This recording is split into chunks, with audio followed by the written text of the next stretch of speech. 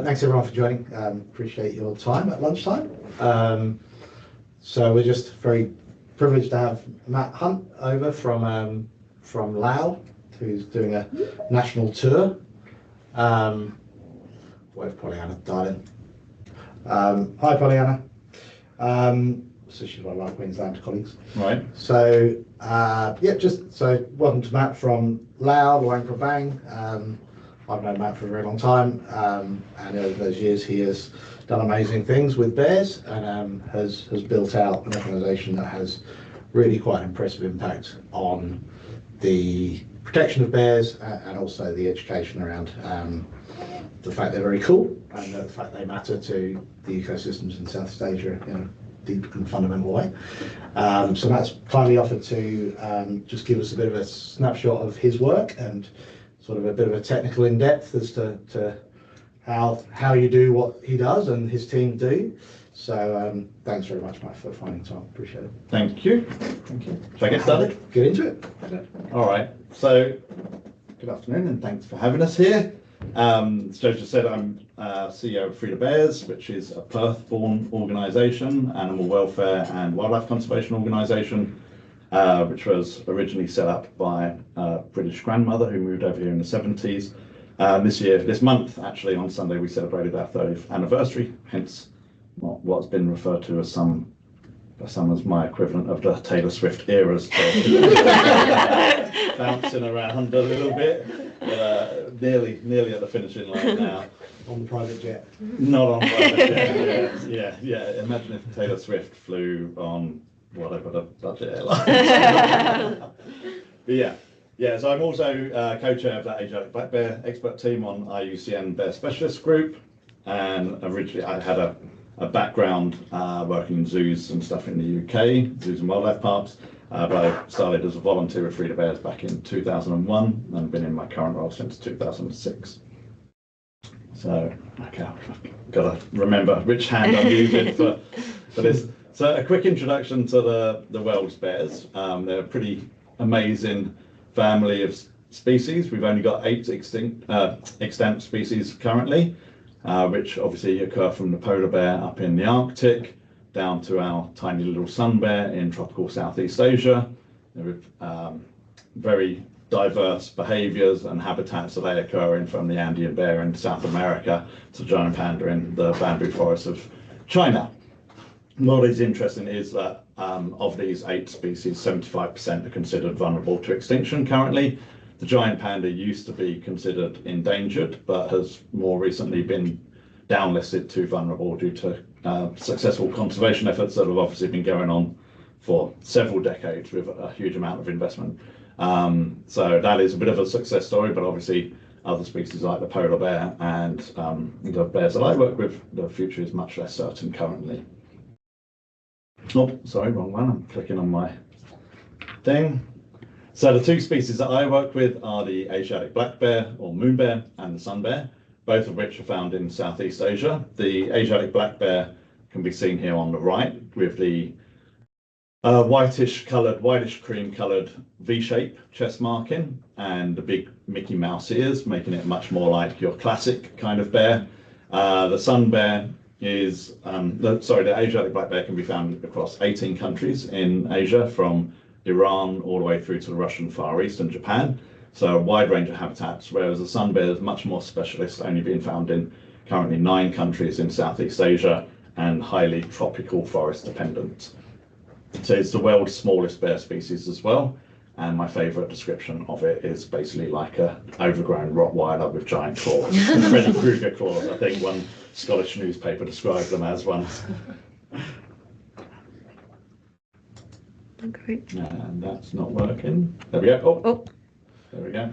So the primary threats to bears in Southeast Asia, habitat loss is obviously a huge threat to any species in Southeast Asia, which is now considered one of the world's biodiversity hotspots, with the highest rate of extinction threat. Basically anything that is warm-blooded and weighs more than a kilo is on a pathway towards extinction at the moment in Southeast Asia due to hunting and habitat loss.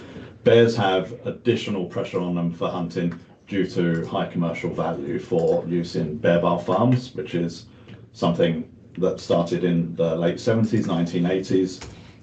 Their body parts are used in traditional medicine, and they're also kept as trophy pets. For a little bit, because I often skirt over bear bile farms, because I assume everybody knows about them. But basically, bear bile has been used in traditional Asian medicine for centuries. Its first reference was in the 6th or 7th century, I think. And historically, it was only available by killing the bear, removing the gallbladder, and taking the bile to use for medicines for a variety of ailments.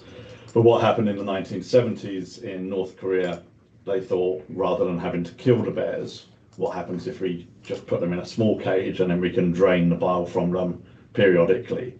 Which, in essence, it's an idea in terms of conservation, because numbers of bears were declining in the wild.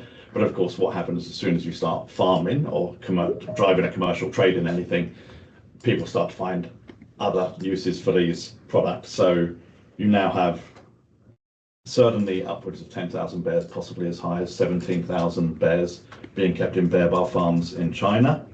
And their bile is being used in things like shampoo, toothpaste, and all sorts. So, it's very much swung away from what it was traditionally used for. So a little background on Frida Bears. As I mentioned before, it was a Perth-born wildlife organisation, originally established as a petition group to petition people against the bile farming of bears in China. But then in 1995, somebody wanted to give some money to help Mary with her campaign, and so it was registered as a charity in Australia. We then went on to register in the UK in 2009. We got started in Cambodia with our first field program in 1997, when an Australian businessman living over there at a time when Cambodia and Phnom Penh was fairly wild. You had a lot of illegal wildlife trade. It was coming out of civil war, and so there was a lot of wildlife being traded in openly on the markets in the capital. So this Australian businessman had been periodically rescuing bear cubs from markets and from places where he found them. But then he was being moved on, so he got in touch with Mary and asked her to help find the homes for a bunch of bears that he had in his back garden, effectively. So 3 bears originally went to Taronga in 1997, 3 came to Perth Zoo in 98, and then Mary looked at the situation. There was a lot of media around those imports, and of course the trade was ongoing, and there was no sanctuary within Cambodia, so that was the beginning of our Cambodia Bear Sanctuary, which is now the world's largest sanctuary for sun bears, and we've had 222 bears rescued to date. 2003, we were similarly approached by the government in Laos to help them with a rescue centre outside of Luang Prabang. We got started there. That had a maximum capacity of 25 bears. So once we'd reached that, we had to look for additional land, and for the past 8 years, we've been building our second sanctuary in Laos, which is multi-species, accepting all animals rescued from illegal wildlife trade. But we've had 157 bears rescued so far in Laos. And then in 2008, we were invited to go and help out with the situation of bear bile farming and ending the issue of bear bile farming in Vietnam. So we initially took over a old government established bear rescue centre in Cat Tien National Park in southern Vietnam. And then again, that was a limited site, so we started building a larger sanctuary 3 kilometres down the road from the park headquarters, and we've got 65 bears rescued there so far. Beyond this, we've also, over the years, historically, we've worked with other agencies, ranging from, a project with Andean bears in Ecuador to a guy rehabilitating brown bears in the Russian Far East. Our biggest campaign was the Indian dancing bear issue, which we did with an Indian group called Wildlife SOS and the British group International Animal Rescue. We had 600 plus bears rescued from the streets of India between 2002 and 2009. And ultimately, I think Frida Bears invested more than $1 million in alternative livelihoods for 500 calendar families, and about an additional $5 million in building sanctuaries and helping care for the bears over a period of 18 years. Okay, that's all good. Yeah.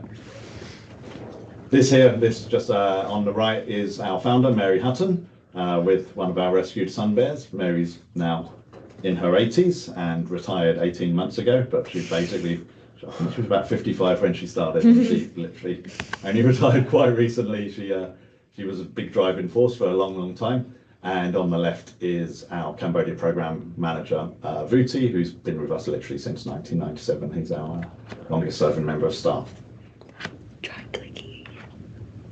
Yes. So our vision is a world where bears are valued as an integral part of the natural environment, no longer exploited or abused.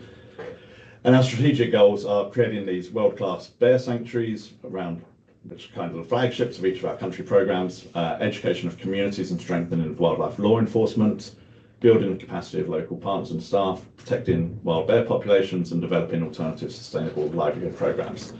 What is important to note is that everything we do is in close partnership with the governments. We do not own the bears, we don't own the sanctuaries. It's kind of a build, operate, transfer.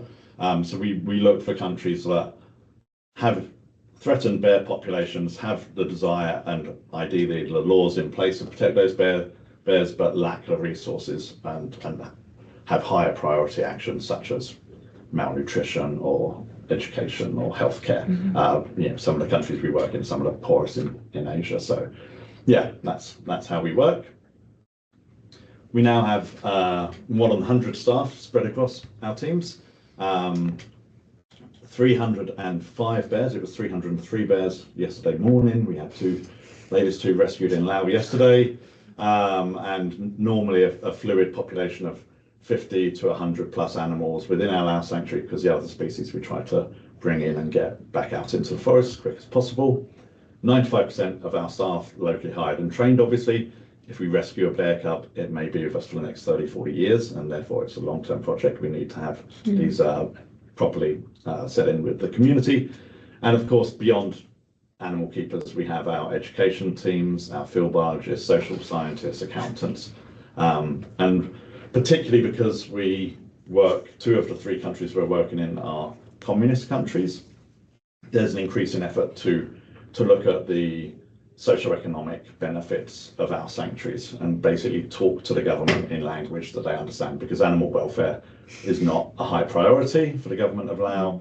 Wildlife conservation is a slightly higher priority, but if you start talking about education and job creation and investment in the communities, obviously that's how the government marks its success, measures its success. Oh, sorry, that's me. Yeah. This here, I just emphasise that everything we do is working with the government. All of the bear rescues happen as a result of enforcement of national wildlife laws. And so the agencies, the designated agencies, are responsible for enforcing the law. But obviously, if you're rescuing a large 150 kilo bear, it's a fairly specialist job. So the government's call on us to lend a hand.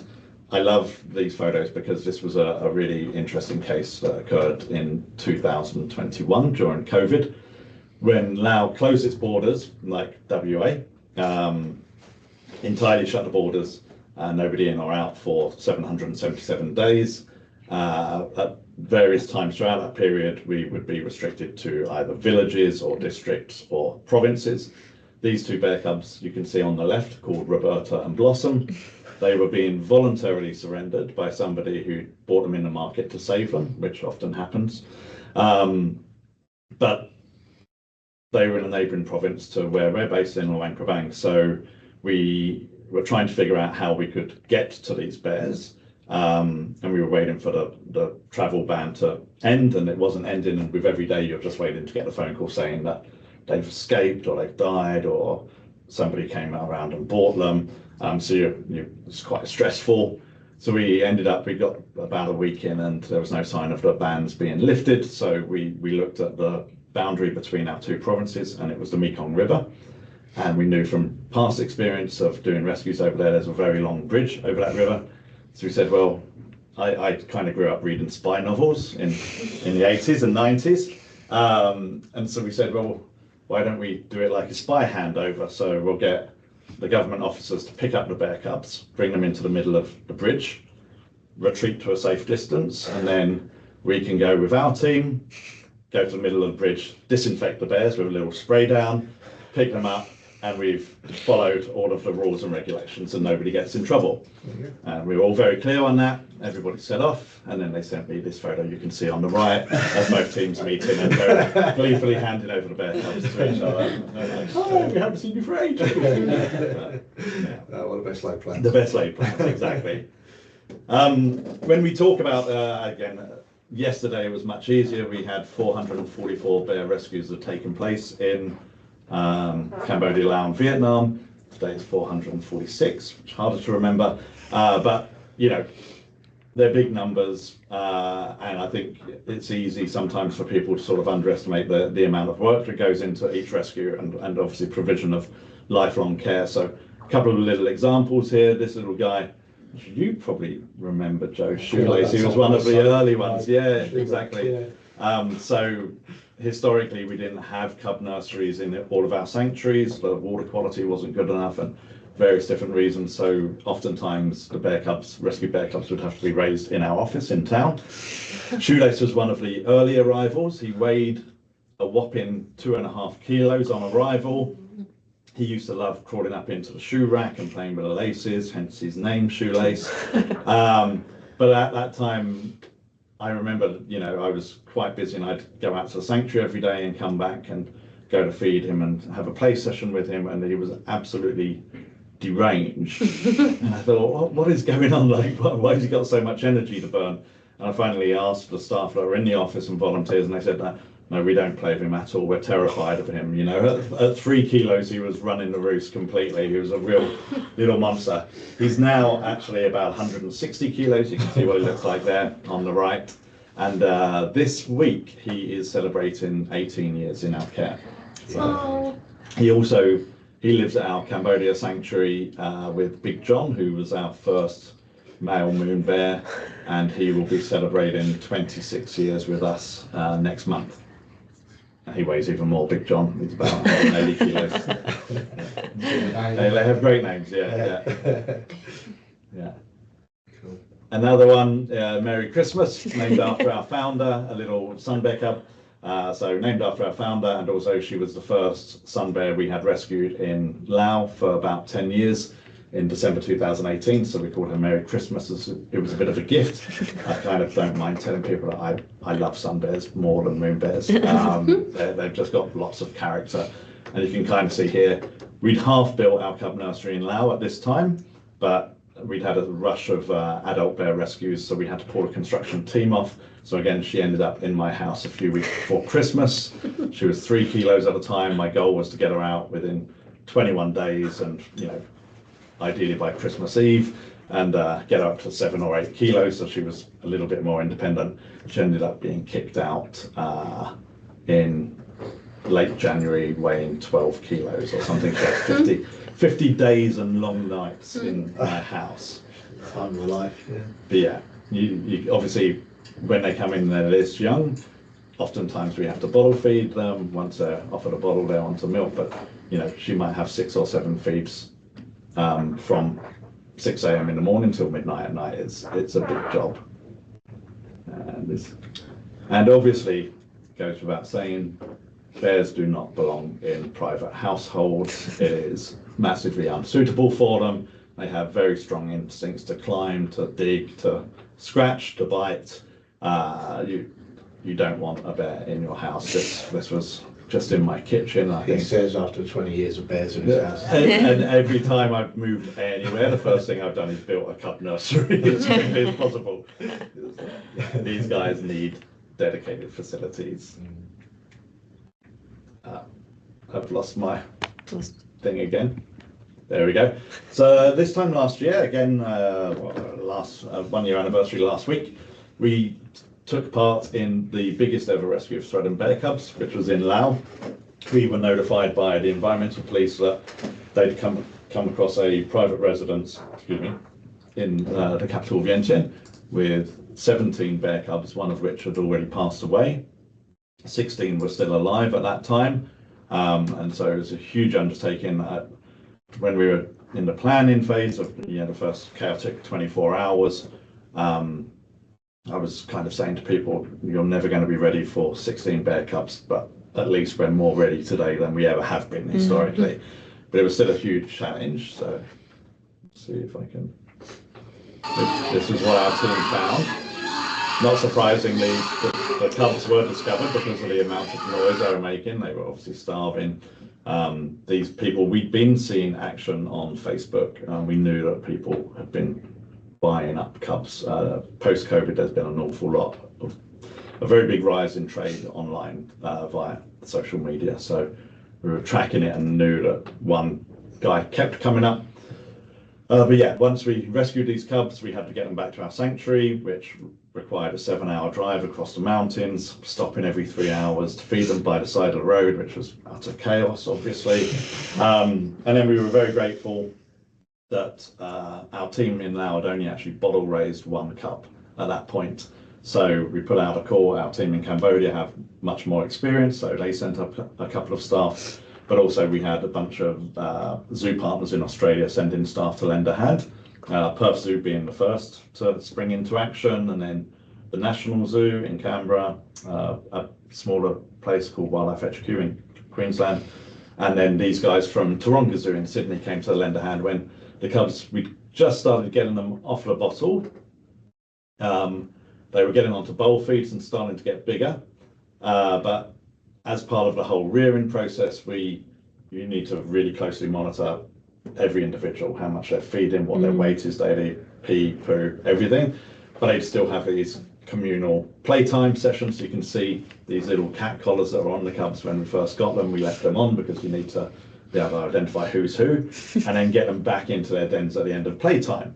So Beck here was one of the team from Taronga who came to lend a hand, and she's very skilled in training and operant conditioning. So we said, your task is over the next 2 weeks, you're going to train all these bear cubs to gleefully run back into their dens when it's feeding time and not muck about and not go in the wrong place. So this was day 1 of the training program. You can see here. They go in here from the indoor playpen to an outdoor garden area, which was a new area for them. We had a target of getting 11 of the cubs out at this point. Some of them are still a little bit too small to enter the melee of communal cub life. I love communal.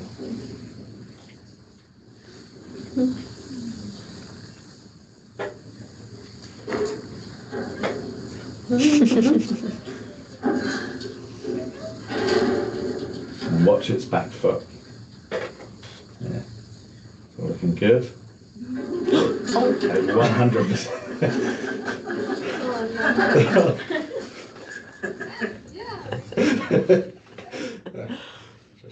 So that was day 1. This is day 3. This is the outdoor garden where they're going to. This is them coming inside for feeding time.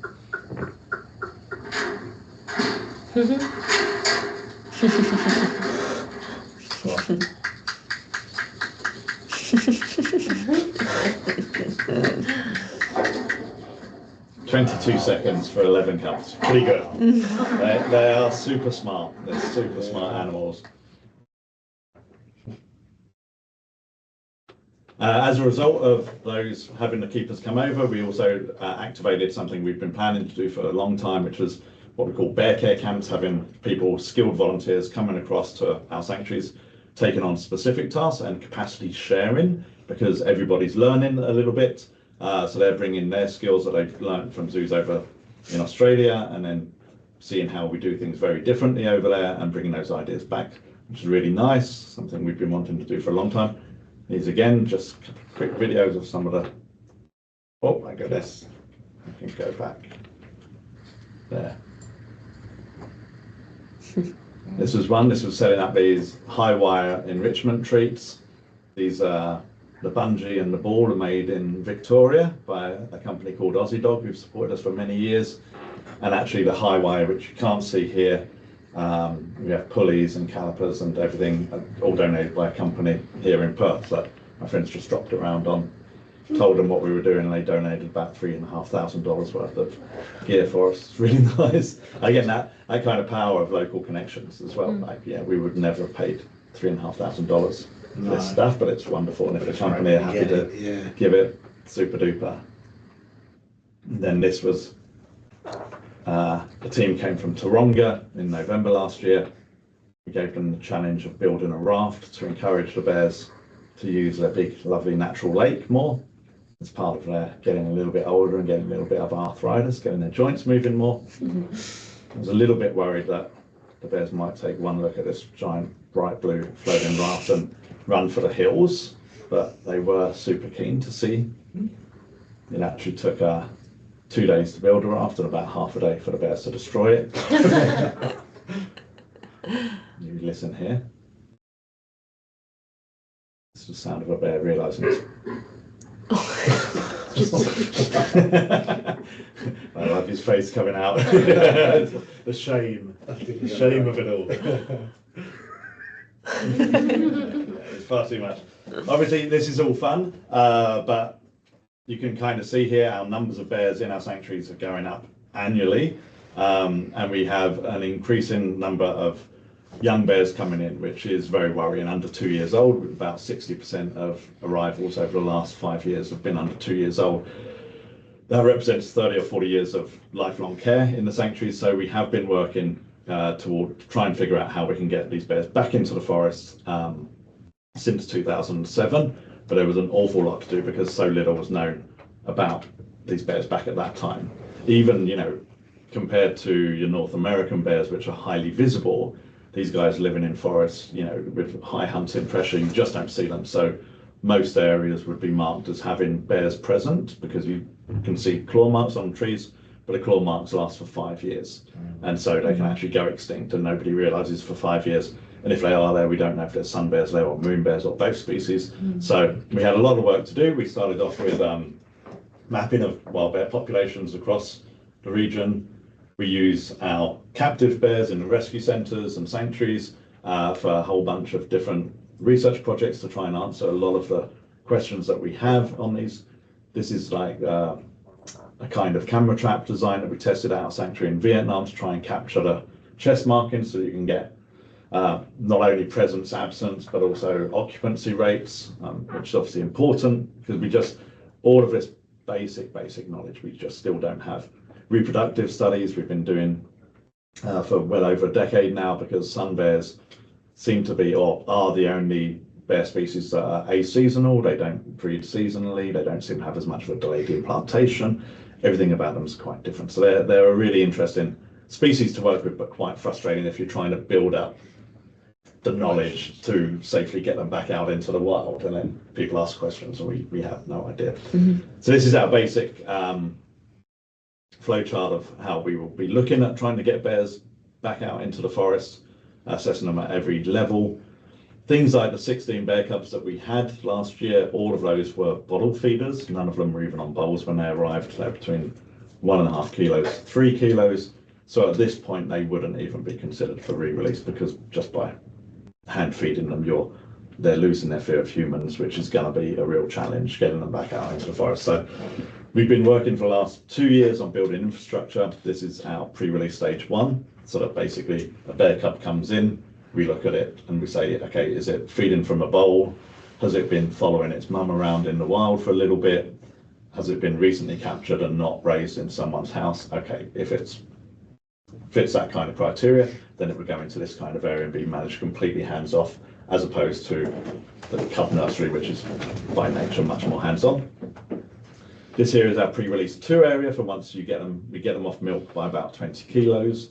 And again, even in North America, historically 10 years ago, people were saying, you release bears at about 18 months, 2 years when they naturally leave their mothers. But now, because of the numbers of bears that are being released and they're doing studies, they're saying that they've shown that they can survive on their own at 7 to 9 months. And obviously the shorter time that they have in captivity, the better. So this kind of area would be from 20 kilos up to whatever state we want. But again, managing them completely hands off. This is a little drone flyover. So we have our dens here, and then you can see the fence line.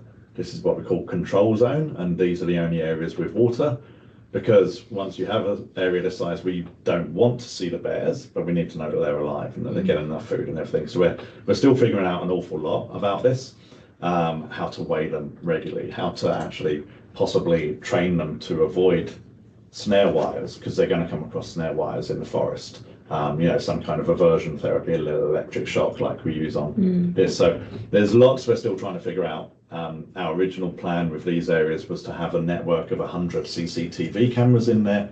But you look at the thickness of that forest in the wet season, that would have given you a range of about 20 centimeters in front of each camera. You'd have seen nothing.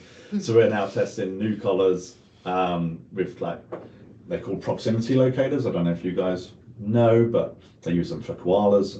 So it's basically like telephone towers. So in each corner you have these, and then it gives you very, very fine data of what the bears are up to every 5 seconds. And we're hoping, we've got to work on this next month, to see if we can calibrate it so we can actually even tell when the bears are on the ground, when they're off the ground in the trees, what they're doing. But lots and lots to learn for sure. And then beyond that, beyond the actual training of the bears to be able to survive well in the forest, we've got the realities of trying to release large dangerous carnivores in protected forests, but every protected forest has a lot of human activity in Southeast Asia. So we're fortunate to have a 36,000 hectare provincial protected area next to our sanctuaries in Laos. And because we have these other species, we've been wanting somewhere to release the smaller species and do better post-release monitoring. So we've just built a wildlife release station. It's our first troop of macaques going up there last year.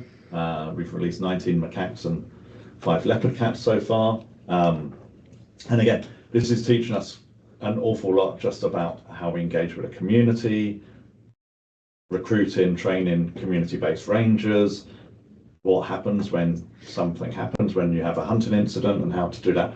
And so, yeah, I'd much rather learn this kind of stuff with something as relatively harmless as a macaque before we go ahead and try with bears, because it has its moments. This was fascinating. Honestly, we expected, based on past experience, we expected these macaques to come out and go straight up the nearest tree, which was loaded with fruit, and they'd be obsessed with that, and we'd pack up our bags and head out. And of course they came out and they were like, oh my god, we can get near the humans. And they just wouldn't leave us alone. So we ended up stuck in this dry riverbed for 4.5 hours. It was like a scene from Planet of the Apes. In the end we ended up sacrificing a couple of the villager rangers. So they're like, you guys leave them that way, and then we're just going to run this way to try and get out of here.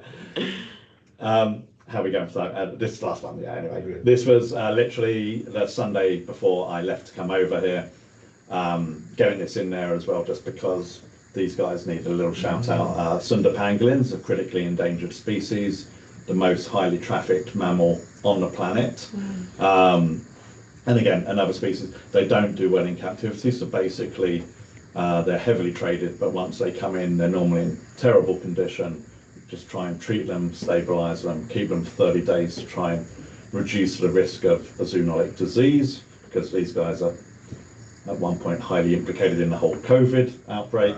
And obviously, we know that having animals in stressful situations like wildlife traders' houses or markets leads to much higher risk of jump. So all of these things, we're learning lots and lots of trying to figure out how to do this work, getting these animals back into the forests of Southeast Asia, but making sure that it's done in ways that meets with IUCN guidelines and doesn't lead to any disasters for either animals or humans around it. So that's basically it. This is our 2 guinea pigs who are in pre-release stage 2. I would have loved to have got these guys released, but they are too big already, and we haven't yet got our release site identified. We've got a lot of work to do once we even select the release site to make sure it's ready and safe. So these 2 have been enjoying pre-release 2, but also teaching us an awful lot about the new protocols and everything we've got to do to try and get this working properly. So that is, basically it. And then ways you can help Free the Bears. If you don't know already, you can sign up to become a bear carer. You can sponsor and name a bear. Obviously the name Shoelace is taken, so don't have any ideas. That is my originality. Visit us and volunteer, raise awareness, consider a bequest. Misspelled, why is that?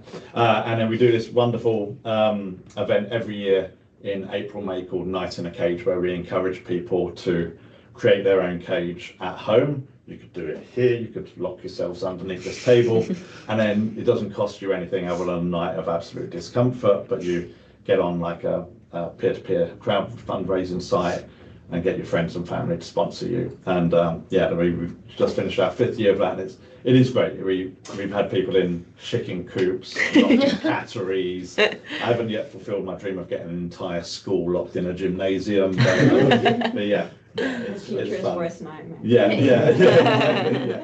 We actually last year, I should have done that picture. Last year we had our first team of staff join in Laos, and so we had like a new classroom. We wheeled in a bunch of their transport cages, and all the team were there.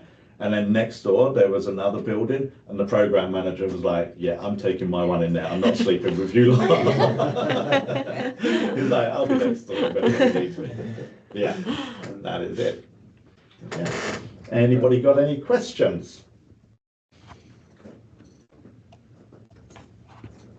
Okay.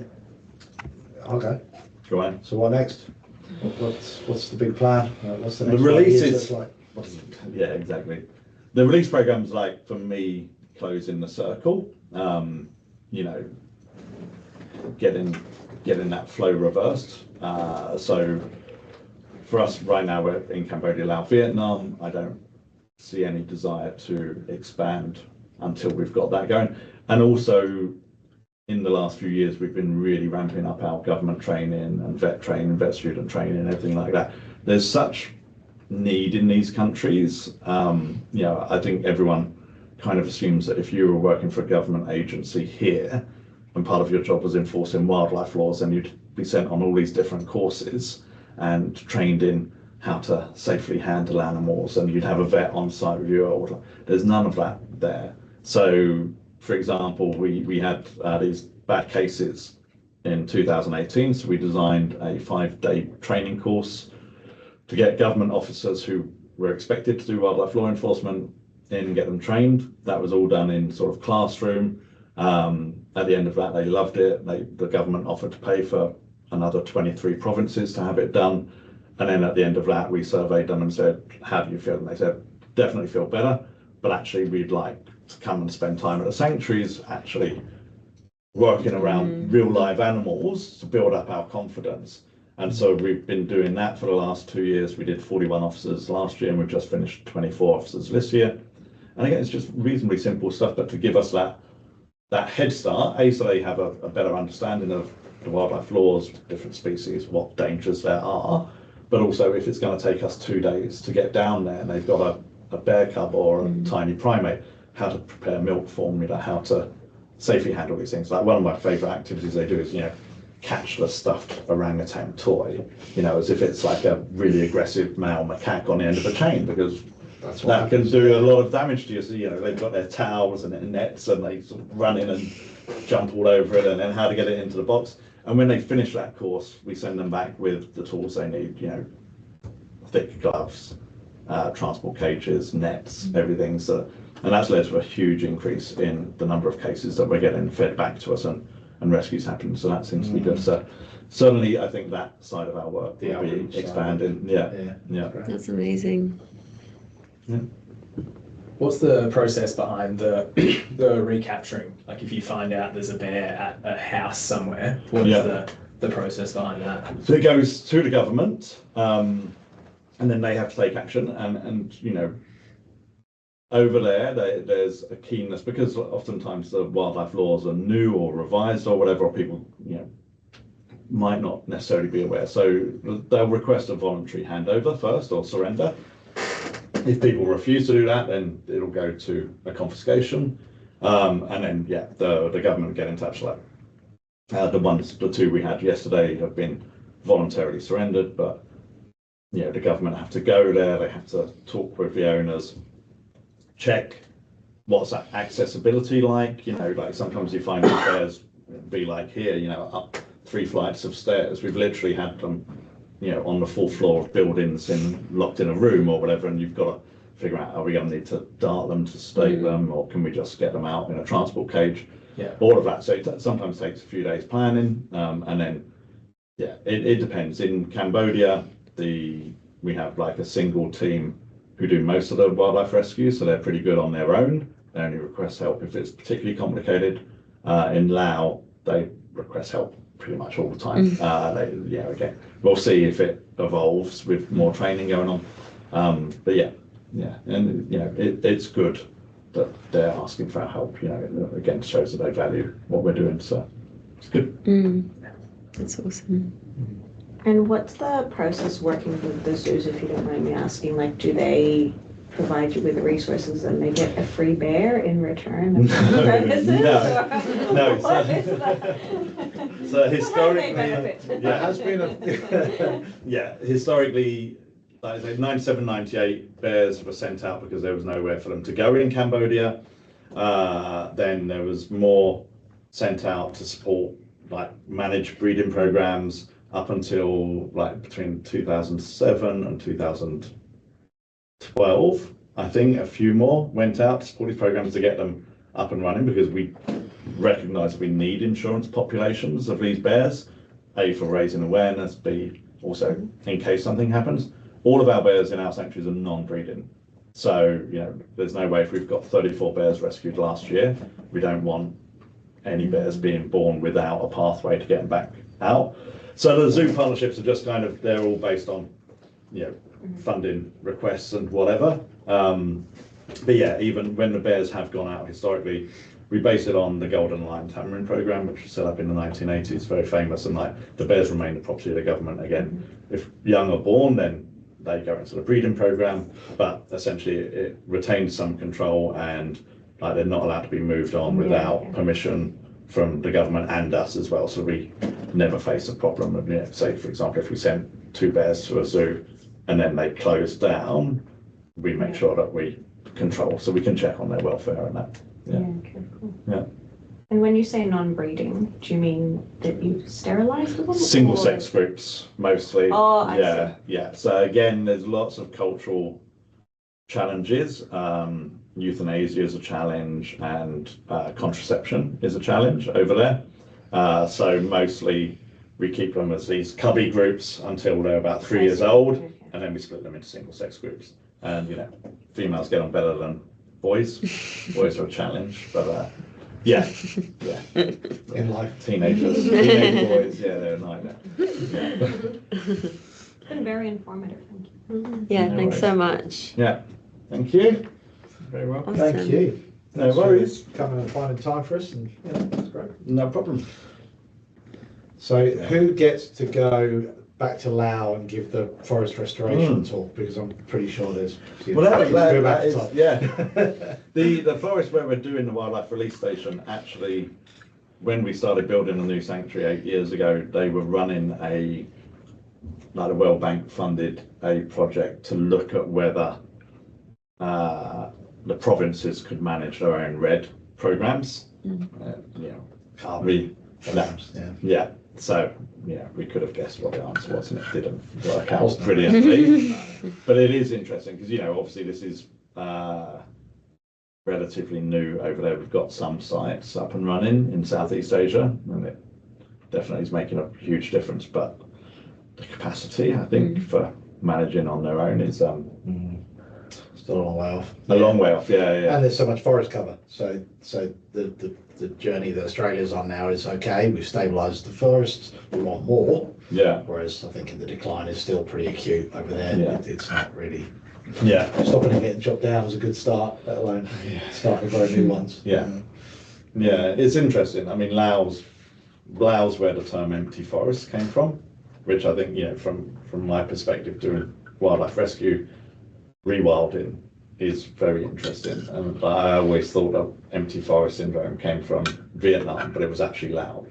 There's lots of different ethnic groups in Laos. They're all very culturally very good hunters, and there's been a very strong tradition of hunting for your animal protein there. So it doesn't mean they've got some pretty lovely forest still standing, but you can walk in the forest and just hear nothing. Everyone that comes is just blown away by just even lack of birds. I can see more birds here in an hour than I'll see in a year in Laos. Yeah, right. It's crazy. Wow. But hopefully it can come. If you've still got the forest, it can come back. But Absolutely. yeah, it's a journey. And can I ask you about the volunteer program? Like, do you always need, obviously you will need qualified people to come and assist, but people who don't know much about, you know, that they've never done or worked in a zoo or something like that, Yeah, can they yeah. still, are they still of value? Yes, so we have a regular sort of like husbandry enrichment volunteer program for anyone in Vietnam, which is in Cat Tien National Park, which is lovely. That runs June, July, and December, January. So we run that. That's open to everyone. The skilled volunteers in Laos, because the sanctuary's still being developed and we don't have enough water resources. The electricity supply is not good enough. There's still lots to sort out, and it's like we can't have so many people. So while we're limited in how many people we have, then we're going to select skilled people and make sure it's all sort of very project driven.